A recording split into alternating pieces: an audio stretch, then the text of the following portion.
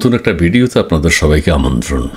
এই ভিডিওটির প্রধান উদ্দেশ্য হচ্ছে আমাদের উপদেষ্টা মণ্ডলীতে যারা আছেন কোনো নিন্দুক কিছু নিন্দুক একটা কথা বলে, মানে তাদেরকে কিছু একটা বলতেই হবে। কি বলে যে উপদেষ্টার মধ্যে অনেকে বিদেশি নাগরিক, মানে ডুয়েল সিটিজেন, ওনারা দ্বৈত নাগরিক, বাংলাদেশও নাগরিক, আমেরিকার নাগরিক বা অন্যান্য দেশের নাগরিক, এগুলো তারা বলছে। এবং এক নিন্দুক তো ওই যে কয়েকজনের লিস্টও বের করে ফেলছে, মানে কে বিদেশের পাসপোর্টধারী সেটাও বের করছে।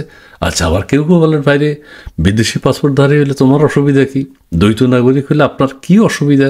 আমরা বিদেশিদের দ্বারা শাসিত হচ্ছি, বিদেশিদের ভিনদেশিদের শাসন কেমন লাগে সেটা আমরা উপভোগ করব। এবং তারা কত কষ্ট করে বিদেশে থাকার কথা, আমেরিকায় ইউরোপে থাকার কথা, কিন্তু না, তারা বাংলাদেশে চলে এসছেন, বাংলাদেশ শাসন করছেন, বাংলাদেশের মানুষকে সহযোগিতা করছেন, উপকার করছেন মানুষের। তো আবার একজনের যে লিস্টটা তৈরি করেছে সেখানে দেখি যে আমাদের মাননীয় প্রধান উপদেষ্টা 1 নম্বরে আছেন। প্রধান উপদেষ্টা ডক্টর মোহাম্মদ ইউনূস, তিনি নাকি আমেরিকান নাগরিক, মানে আমেরিকান পাসপোর্টধারী। আমেরিকায় তারা শপথ নিয়েছেন, আমেরিকান নিয়ম কানুন সংবিধান মেনে চলবেন সেটা শপথ নিয়েছেন, অন্য কোনো দেশ তারা শাসন করবেন না সেটা শপথ নিয়েছেন। তাতে কি, ওনারা দেশের কথা ভেবে দেশের শাসনভার গ্রহণ করেছেন। আমেরিকান নাগরিক, খুব ভালো কথা, আমরা আমেরিকান নাগরিক দ্বারা শাসিত হচ্ছি। 2 নম্বরে রয়েছেন আমাদের অত্যন্ত আলোচিত প্রিয় ব্যক্তিত্ব, সেন্ট মার্টিন বিশেষজ্ঞ উপদেষ্টা সৈয়দা রিজওয়ানা হাসান, তিনি ব্রিটিশ নাগরিক। আরে এটা তো আরও, মানে আমেরিকা, ব্রিটেন, ব্রিটিশ, আমরা তো মানে খুবই ভালো। সৈয়দা রিজওয়ানা হাসান চমৎকার। প্রধান উপদেষ্টার আন্তর্জাতিক বিষয়ক বিশেষ দূত লুৎফে সিদ্দিক সুইজারল্যান্ডের নাগরিক। বাহ বাহ বাহ, সুইস ব্যাংক, সুইজারল্যান্ড, ভাবতেই তো অসাধারণ লাগে। 4 নম্বরে হচ্ছেন জাতীয় নিরাপত্তা উপদেষ্টা খলিলুর রহমান, আমেরিকান নাগরিক। আরে তো আমেরিকান নাগরিক হয়েছে, কী হচ্ছে? জাতীয় নিরাপত্তা উপদেষ্টা যদি আমেরিকান নাগরিক না হয় এটাকে মানায় নাকি? তাই না? খুবই শুনতেও তো ভালো লাগে।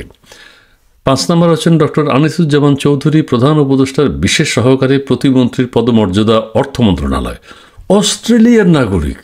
ওমা, অস্ট্রেলিয়া, ইংল্যান্ড, সুইজারল্যান্ড, আমেরিকা গেছে এই পর্যন্ত। হ্যাঁ, 6 নম্বরে রয়েছেন শফিউর রহমান, প্রধান উপদেষ্টার বিশেষ সহকারী প্রতিমন্ত্রী মর্যাদায় পররাষ্ট্র মন্ত্রণালয়। আরে তিনি সুইজারল্যান্ডের নাগরিক, পররাষ্ট্র মন্ত্রণালয়ে কাজ করবেন, তিনি সুইজারল্যান্ডের নাগরিক হলে কেমন লাগে? সুইস নাগরিক, সুইস সিটিজেন।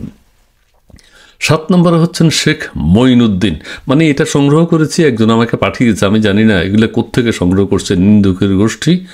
শেখ মঈনুদ্দিন, প্রধান উপদেষ্টার বিশেষ সহকারী প্রতিমন্ত্রীর মর্যাদায় সড়ক পরিবহন ও সেতু মন্ত্রণালয়, আমেরিকান নাগরিক, মানে আমেরিকার এক্সপিরিয়েন্স আমাদের রাস্তাঘাটে তিনি বাস্তবায়ন করতে চেষ্টা করবেন।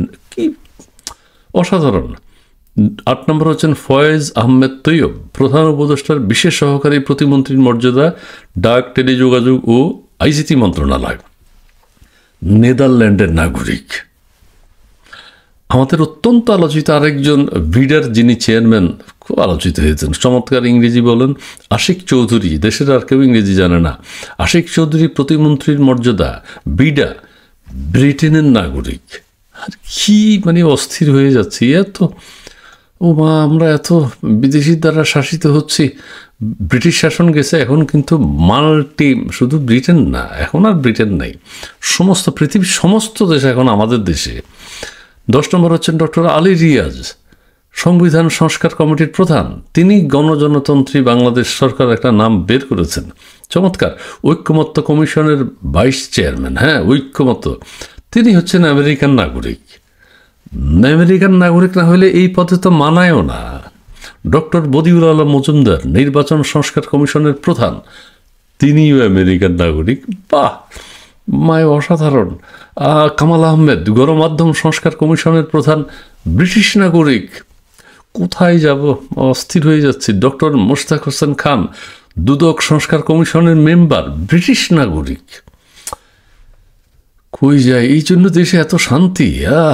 লামিয়া মোর্শেদ, গুড, সিনিয়র সচিব পদমর্যাদা, ডক্টর ইউনূসের সহযোগী, সপরিবারে কানাডার নাগরিক। ও মাই গড। মনির হায়দার, প্রধান উপদেষ্টার ঐকমত্য বিষয়ক বিশেষ সহকারী, সিনিয়র সচিব মর্যাদার, আমেরিকান নাগরিক। ভাই কেমনে যে কী করি আসলে, এম মুশফিকুল ফজল আনসারি সিনিয়র সচিব পদমর্যাদার মেক্সিকোতে নিযুক্ত বাংলাদেশি রাষ্ট্রদূত, আমেরিকান নাগরিক সাজিব এম খাইরুল ইসলাম প্রধান উপদেষ্টার একান্ত সচিব, যুগ্ম সচিব পদমর্যাদার আমেরিকান নাগরিক। না, আমি যে কিভাবে কে লিখেছে এগুলো সত্য মিথ্যা জানি না, কোন দুষ্ট লোক এগুলো খুঁজে খুঁজে বের করলো, সেটা ঠিক হয়নি। যুক্তরাষ্ট্রের নাগরিকত্ব নেওয়ার আগে সংবিধানের 337 ক ধারা অনুসারে শপথ নেওয়া লাগে। হ্যাঁ, ধারাগুলি হচ্ছে যুক্তরাষ্ট্রের নাগরিকত্বে তো অবশ্যই শপথ নিতে হবে। শপথ নিতে হলে কী কী বলতে হয় সেটাও একটু বলছি।